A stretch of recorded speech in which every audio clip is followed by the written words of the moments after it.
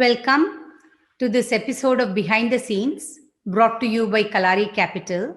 Today we have with us Abhinav Asthana, CEO and co-founder of Postman.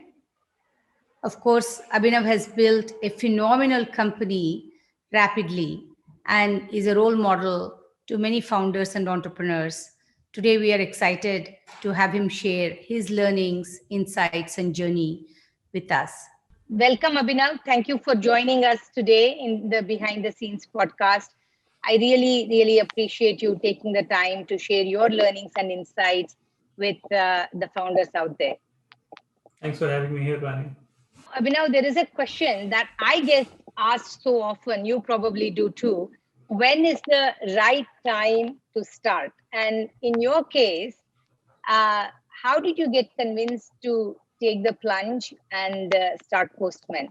In my case, Vani, I guess I've been a perpetual starter of things for a while.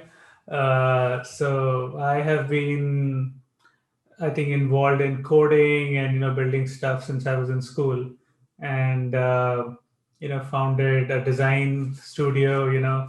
Just building stuff for others while I was in college.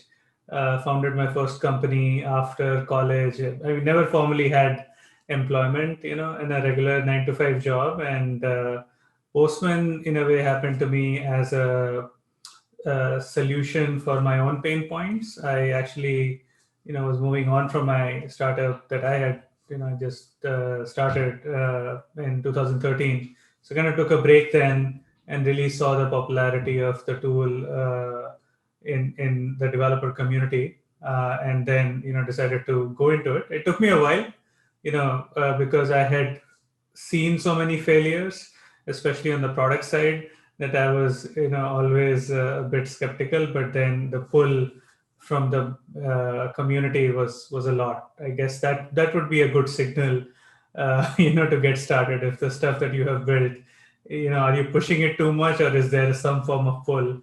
And for my case, it was just the pull from the community that got me in.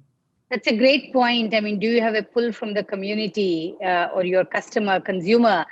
But that brings me to, you have done a great job in building a unique, engaged community for your product, for your platform. And, that's what most startups aspire for. That gets you your brand, that gets you your scaling strategy. But it's easier said than done. So what are some of the, I hate to use this word, hacks or insights or learnings that other companies think about building a engaged user community, which you have done such a fantastic job of? Well, thank you so much, for the words. I think the credit for the community always, like I'd say 90% of that goes to the community. The remaining is for my team, which continues to stay engaged. I think in terms of building a community, it's, unfortunately, there are no hacks, to it. Today's, I'd say, consumers, for whichever product, for us, it's developers, they're much more informed. They're looking for authentic experiences. If you're building, long-term relationships, with people. So, for us, it was very important from the get-go to be, honest and authentic as much as, we could be. In the open source world, you have to publish your code, you have to publish your roadmap, you have to be very clear about what your intentions are. So I think we built that muscle early on, and we built it into the ethos of the company. And we treated every interaction that we have with anyone, whether it's through email, through support, through events, that it's an honest, conversation. We are always hearing. And we learned that, you don't have to do everything, to satisfy, community. What you have to be actually showing is, we are listening all the time, and we are making changes all the time. And, in the early days, we picked a few champions who were, the most engaged with us, and they become your, they become part of your cohort who take your product and your company forward. So I think focusing on those early champions for us, being authentic to the community, the founders have to put themselves a bit out there, which is a bit scary. your honest thoughts. You can't really sugarcoat anything. You have to show things the way they are, and I think people really appreciate that authenticity. From company founders. Abhinav, you mentioned ethos, and culture is such a big byword that gets talked about in the startup world. And you have created a great engineering culture. At least that's what I perceive from what I see and hear and read about Postman. How did you think about building the culture of your company, and what can others take from a systematic approach versus a happenstance, on building a certain DNA of the business? Culture is something that is always in progress. We are always learning. Now Postman is in, I think, 10 different, at least 10 different countries, where our team is. So I think the first thing, you start with, if you're asking that question inside your company, I think that's a good start. I feel it's something, because it's such a byword and everybody's read the Netflix culture doc, so you feel like, okay, just pick a few things and just put it on my team.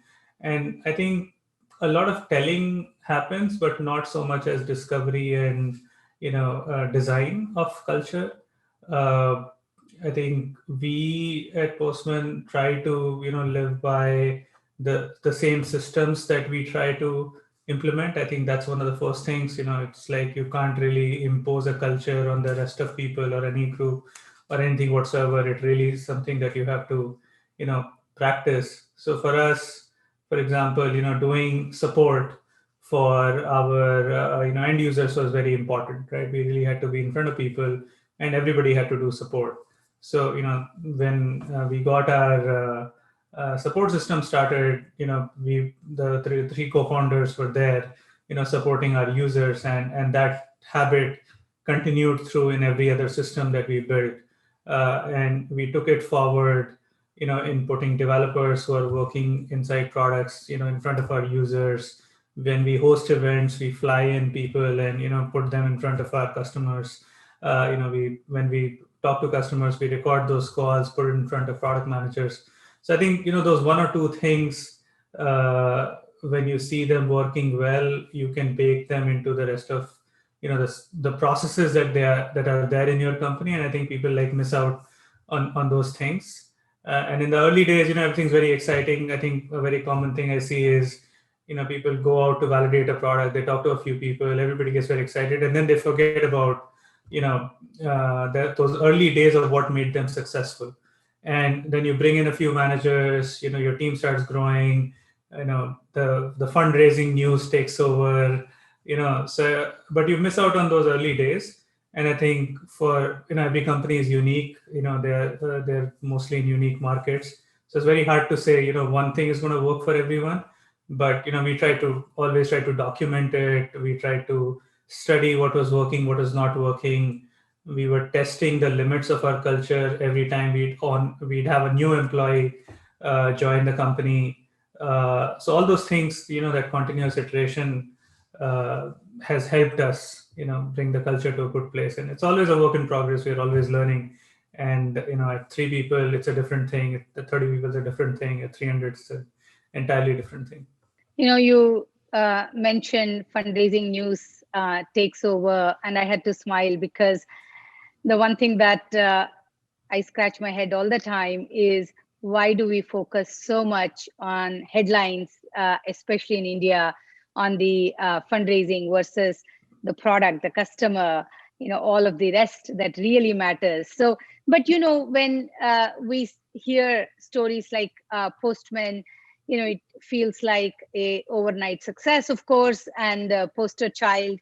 It causes great aspiration, which is good, and some envy. But there is always this feeling that it happened magically, and of course, there is something magical about creating a great product and getting customers who love it. But you also talked a little bit around failures. So I know that there is no overnight success, at least I haven't seen it yet. And there is a lot of growing pains and challenges that gets camouflaged in the headline, fundraising, news, success, Yeah. So question is not so much about what were the failures and challenges, though love to hear that too, but how do you go about overcoming that and doing the next thing? It's inevitable that all of us will face setbacks. And, what is your, in this case, hacks to overcome that? First of all, knowing that you have started a company, you're signing up for a pretty long journey, for us. And I would speak for Ankit and Abhijit as well. Like when we knew we were in it, then, that's the only thing we knew we would want to focus on, with our professional lives whatsoever. So I think that long-term commitment for us was always there. We were always in it to build a long-term company. And we knew that on a long enough time scale, if you have users and customers, everything would be smoothened out. In the short term, of course, all those setbacks are very painful and you have to work through them. I think one guiding philosophy for us was, the biggest pain, outside of like, not being able to raise money. I mean, not that we had those specific things, but the kinds of failures that are typically talked about and the ones that is not talked about often is because, those things, like those companies die a silent death. Is like, if your users and customers are not, interacting with you, they're not using your product, and they're not really at your doorstep, that that would be the worst kind of failure, right? Like, because beyond that point, nothing else would even flow in. So we had to, I think the biggest challenge for us was to kind of stay focused on who are our customers, who are our users. And as we added more layers inside the organization, actually defining that and communicating that was our biggest failure. Like when we added a support organization, we had to tell the support folks that we had hired that, okay, this is how you support developers. When we added customer success organization, we had to describe like really who are our customers. When we added a marketing organization, defining the market. And in those journeys we often had communication challenges. We had language translation issues, like how we talked about as developers about our market was very different from how marketers would talk about the marketing process. So we worked through them. We fell back on culture, we fell back on kind of the shared mission and the goal of why we are building Postman. um, I think for us, having clear and honest conversation helped us see very early on, what could be failure modes in the future. So we never took our success for granted. And I think Andy Grove was written a book about, only the paranoid survive, and Yeah. that's like true for tech. So we were like, there are smarter people than us out there. There are bigger companies than us out there. So whatever smaller setbacks that we'd get, as long as customers are coming, we can overcome everything. And I think the other point I'd add is that creating us, on a more tangible level, creating a support system of advisors, both probably with customers, with board members, with fellow CEOs, people who have kind of been there and seen, those same failure modes and have overcome that, actually benefited me a lot and have benefited other folks a lot. So we did have to put in the work to go and talk to those people, and really learn from the best, and say that what happens at this stage of your company, and what happens at when you add a sales organization. So really talking to people and getting that cohort together helped us see a little early in modes that we could fail, and we still fail. It's not like you cover everything, but it kept the path a little bit clearer for us. In my, of course, decades ago, early days of founders, someone gave me this piece of advice. They said, build a company where it's like $1 million revenue per employee. I never thought of company culture that way, or a company value that way. And you have done that. You have 250 plus people, and currently from your valuation and so forth. So maybe you didn't go about with that as a metric, but that brings me to this question of team and building teams. So how have you built your early cohort of a team beyond you and the co-founders, and then as the company has scaled, how has that evolved from team building, and do you think in these terms? What is revenue per employee, and does that affect how you build teams? Yeah, I would say, I mean, revenue per employee would be a lagging indicator, at least for me. We focused, from the early days on just worldwide adoption for the Postman product. I'd say, some of the ideas that we borrowed were more from, the WhatsApps of the world. We wanted, we measured, our value in terms of impact or the number of developers, that we could address. So, when we started, we were like, three people, and we had 500,000 users on the Chrome Web Store. So we were like, one person can actually impact these many people, and we wanted to, generally retain that. So the way I think about teams is, like, how do they deliver customer value or user value at what speed, right? Like, ultimately, your speed of shipping and your speed of iteration determines success, at least in our market. So, we were three people and we could ship extremely fast. We had complementary abilities, and we do everything. And then what we had to do was, build a product in a way that, people with more specialized skill sets could come in and take a chunk of that work and do it better. So I think for the first 18 months, we were just, I think, 10 people. And hiring was extremely hard, because you're anyway a small team and you convince people to join you. But because the people who joined had, believed in the company, and most of them still are with the company, we knew we got a good set. And then we just looked at, okay, now we have updated the company. How well are we doing against our users? Our users saying, is there a better product? Is there product with more capabilities? So that is the basic scaling metric that we look at. Today Postman's engineering organization is divided into about 14 squads. There's a product manager, there's an engineering manager, there's a design lead for each of those squads, and then there are 8 to 10 engineers typically that work in that, and along with that there are many supporting functions. But the core thing that we then look at is how fast we are delivering this value, and then the business model fits in and takes care of all the other angles around monetization and go to market. So that's on the engineering and the product side. As we scaled up, we brought in specialized roles in marketing and customer success and sales, and those were slightly different functions and different scaling units. What is one advice that you would pass on to young aspiring founders who want to be in your footsteps? I think maybe I have recency bias here, but I think for most of the last three founders I spoke to, they knew they had all the answers. They just had to trust themselves a little bit more.